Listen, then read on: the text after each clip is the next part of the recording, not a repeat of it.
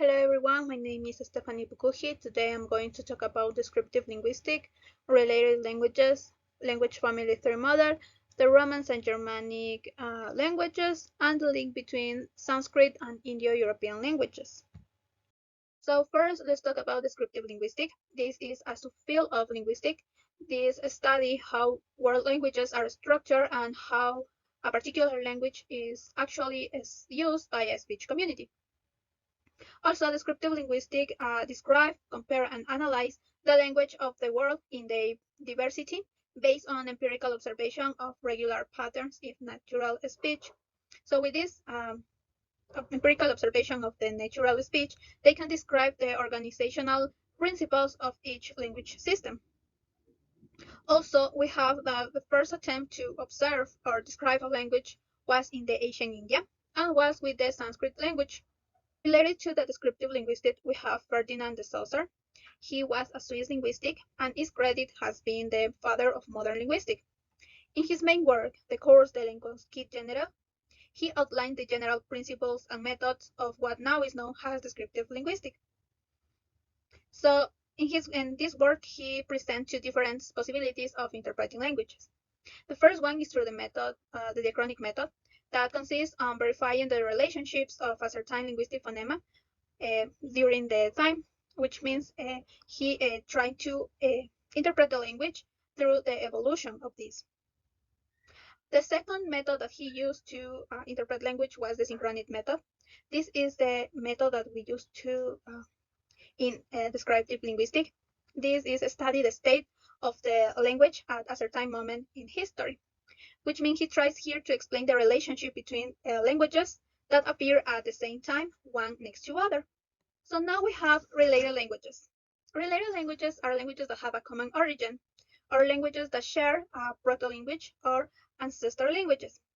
For example, we have the language Spanish, Italian, Portuguese, French, and Romanian that share a common proto-language. When we trace back these languages, we can see that they share the Latin as a proto-language that is related languages. They have an ancestral in common.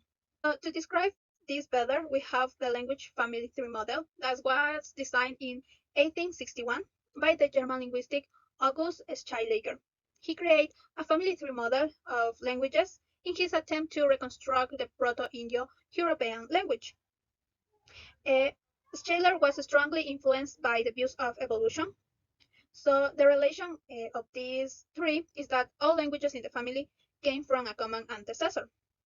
Like you can see in the picture, each of these big branches origin a smaller ramification or groups that have a similar or common ancestor, and he called daughter languages.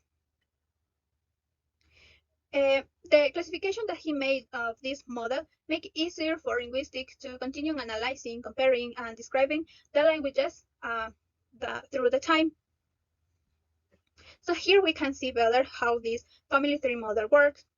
So we have here the proto-language, that in this case is the Indo-European, and how new branches become from this language, and how these branches are giving birth more branches until the language that we know right now, that the Hindi, the English, the Catalan, the Spanish, the German.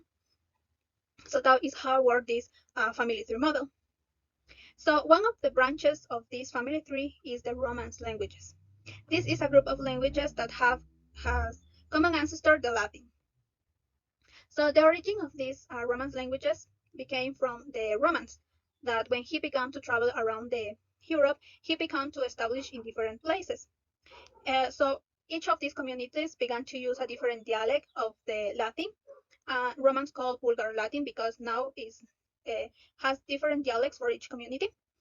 And these dialects become, with the time, their own national languages and become different from the original Latin. So right now there are 44 different Romance languages around the world. Just for new, few of them, we have the Spanish, that is the most spoken Roman language. Follow them, we have Portuguese, that is the second most spoken, then French, then Italian, and Romanian. That if we trace them back, we can see that they have Latin proto-language. For example, here in this chart, you can see the vocabulary are pretty similar in the different language. We have Latin, Italian, French, Spanish, and Portuguese, and Romanian. Just for give you an example, the word pane is pane in Italian, pain in French, pan in Spanish, pau in Portuguese, and in Romanian is pain. So we can see that they share a common root for this vocabulary. So another branch of this language family tree is the Germanic languages. This Germanic language is a branch of the Indo-European family tree. So here we can see that they came from a Proto-Germanic language, which came from the Western Eurasia. So this Germanic language is split in three branches that are West Germanic, North Germanic, and East Germanic.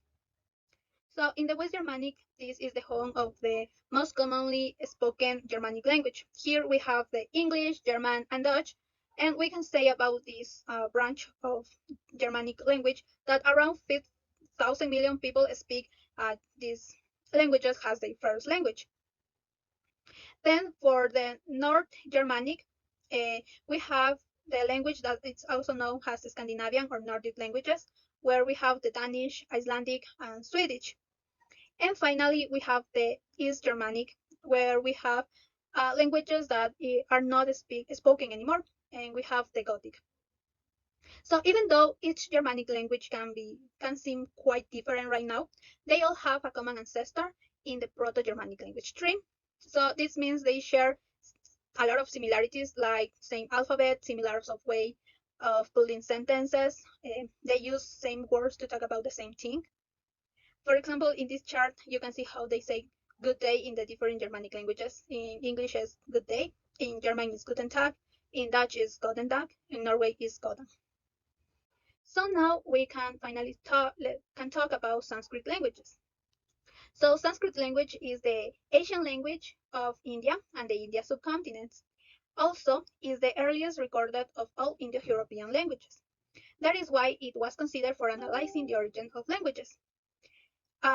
This language have a substantial documentation. It came from 1500 and 1200 BCE, which means it's the oldest document language that we have. So it's also Sanskrit contribute to establish the links between the actual language and the origin and relationship, because he maintains his structure and vocabulary even today as it was in the past. So when Sanskrit preserved this feature from their ancestral language, we can trace back to a common ancestor.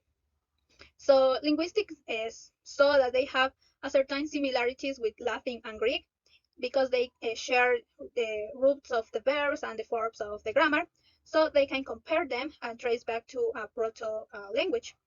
Here we have an examples. We have Sanskrit, Latin, and Greek. We can see that they have similar forms to write and different words. For example, young in Sanskrit is genius in Latin and genos in Greek. So they share similar root of the verbs.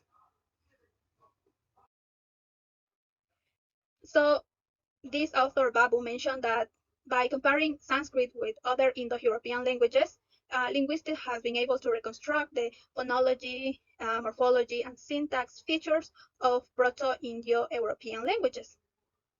Like I mentioned, this is because Sanskrit share vocabulary, phonology, morphology, grammar with other ancient languages like Greek or Latin. Okay, so thank you for watching.